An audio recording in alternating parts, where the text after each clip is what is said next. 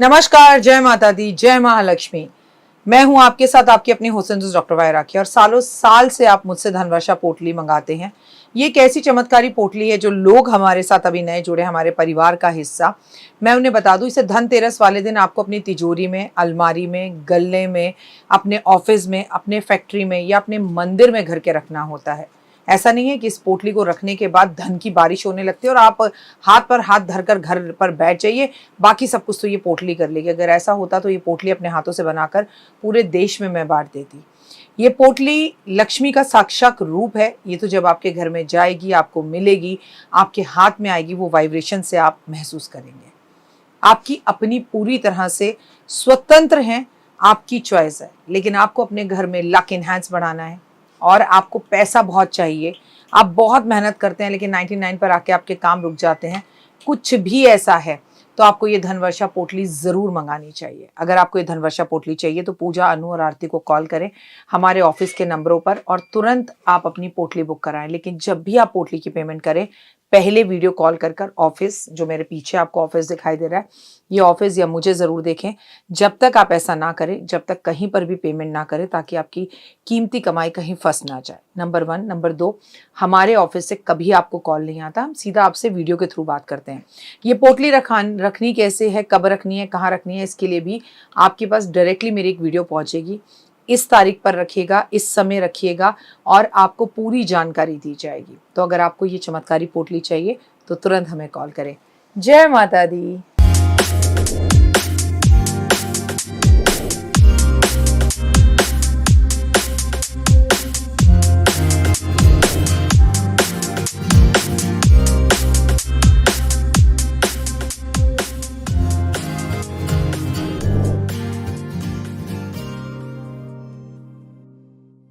अपने लिए जीना, अपना घर सजाना, अपने लिए करना तो सब कोई करता है, लेकिन मेन बात तो ये है कि कौन गैरों के लिए करता है। तो अपने घर के लिए जब दिए लाएं तो अपने घर में काम करने वाली बच्ची के लिए भी दिए लेकर आएं। आप अपने घर के लिए 2 पर्दे लाएं तो आपके घर में जो बच्ची सालों से काम करती है उसके लिए भी पर्दे ज़रूर लेकर आएं, या पुराने पर्दे उसे दे दें और अपने लिए नए लाएं। मेरा कहने का मतलब है देने वाले बने। क्यों? क्योंकि बिलीव इन कर्मा। 17 सितंबर का दिन बुधवार है और इस दिन इंदिरा एकादशी है। आप सभी को इस एकादशी की, मेरे संसार को इस एकादशी की बहुत बहुत शुभकामनाएं। इंदिरा एकादशी के व्रत के बारे में आप सभी कुछ जानते हैं कि एकादशी की जो तिथि होती है, हिंदू धर्म में एकादशी की तिथि का विशेष महत्व बताया गया है। वहीं मैं आपको बता दूं कि वहीं आश्विन मास में आने वाली एकादशी को इंदिरा एकादशी के नाम से जाना जाता है। इस दिन संसार के कर्ता धर्ता श्री हरि विष्णु और धन की देवी माँ लक्ष्मी की पूजा की जाती है, जो कि दोनों ही योग निद्रा में गए हैं। ऐसे मान्यता है कि लक्ष्मी नारायण की पूजा करने से जीवन के सभी कष्ट दूर हो जाते हैं और सौभाग्य की प्राप्ति होती है। और अगर आपको सच में लक्ष्मी चाहिए तो आपको पहले विष्णु की ही पूजा करनी चाहिए। इंदिरा एकादशी का व्रत कब रखें, कैसे रखें, क्या रूल है? व्रत नहीं भी रखते तो कुछ चीज़ें कर लें। आश्विन मास के कृष्ण पक्ष की जो एकादशी होती है वो इस बार 17 सितंबर को है और इस एकादशी पर आपको व्रत नहीं भी रखना तो दान पुण्य ज़रूर करना है, पूजा पाठ आराधना अर्चना ज़रूर करनी है, भगवान का नाम ज़रूर लेना है। एकादशी की तिथि पर चावल नहीं खाते हैं, चाहे आप व्रत रखें या ना रखें, लेकिन इस दिन चावलों का दान करते हैं। अब लेकिन हमारा धर्म इतना बड़ा है, आप वहीं पर जगन्नाथपुरी के अंदर एकादशी वाले दिन चावल ज़रूर खाते हैं। तो अगर आप जगन्नाथपुरी में हैं और अगर ये वीडियो देख रहे हैं तो फिर ये बात आप पे एप्लीकेबल नहीं होती। आप जमकर चावल खाइए, कोई प्रॉब्लम नहीं है। सनातन धर्म में सूर्य उदय की तिथि से गणना की जाती है, इसलिए इस बार सूर्य उदय से जो तिथि बन रही है वो 17 सितंबर को ही जो है इंदिरा एकादशी का शुभ योग बन रहा है। तो आपको भी कब रखना है? 17 सितंबर को। आश्विन मास के कृष्ण पक्ष की एकादशी तिथि है और बड़ी खूबसूरत तिथि है। शिव योग के साथ निर्माण हो रहा है। परिधि योग का जो है समापन रात 10:55 पर होगा। वहीं शिव योग रात भर मिलेगा और एकादशी की तिथि पर रात्रि जागरण को बेहद खास कहा गया है। इस दौरान भगवान शिव सर्वप्रथम कैलाश पर विराजमान होंगे, इसके बाद नंदी की सवारी करेंगे। इस योग में भगवान विष्णु की पूजा और उनकी साधना करने से मनचाहा फल मिलता है। इस दिन आपको बहुत सुख की प्राप्ति हो सकती है। भाव विभोर होकर प्रभु की पूजा करें, चाहे महादेव की करें और चाहे भगवान विष्णु की करें। इंदिरा एकादशी पर जो है श्राद्ध का महत्व भी है। धार्मिक मान्यताओं के अनुसार आपके पूर्वज जाने अनजाने में अपने कर्मों की वजह से यमराज के पास कर्मों का दंड भोग रहे होते हैं। अगर इस दिन आप इंदिरा एकादशी वाले दिन उनके नाम से दान पुण्य करें तो इन कष्टों से वो बाहर आ सकते हैं। इंदिरा एकादशी वाले दिन भगवान विष्णु के शालिग्राम रूप की पूजा करने से, पितरों के विधिवत रूप से पूजा अर्चना करने से, पितरों के नाम से दान करने से, उनका उपवास करने से और आपके जीवन के कई कष्ट तकलीफें दूर होती हैं और पूर्वजों को गलत योनि से मुक्ति भी मिलती है। साथ में पितरों को यमलोक की यातनाओं का सामना भी नहीं करना पड़ता। आत्मा जन्म मरण के बंधनों से मोक्ष उनको प्राप्त होता है और आप उनके बच्चे होने के नाते इतना फर्ज तो आपका है, इंदिरा एकादशी वाले दिन अपने पितरों के नाम का तर्पण छोड़ सके तो जरूर छोड़ें। एकादशी वाले दिन भगवान विष्णु और पितरों के साथ तुलसी की पूजा जरूर करें।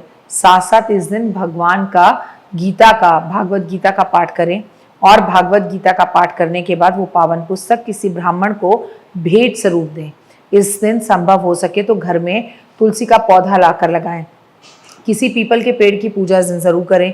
इस दिन गरीब और जरूरतमंद लोगों को फलहार या फल का सामान जरूर दें।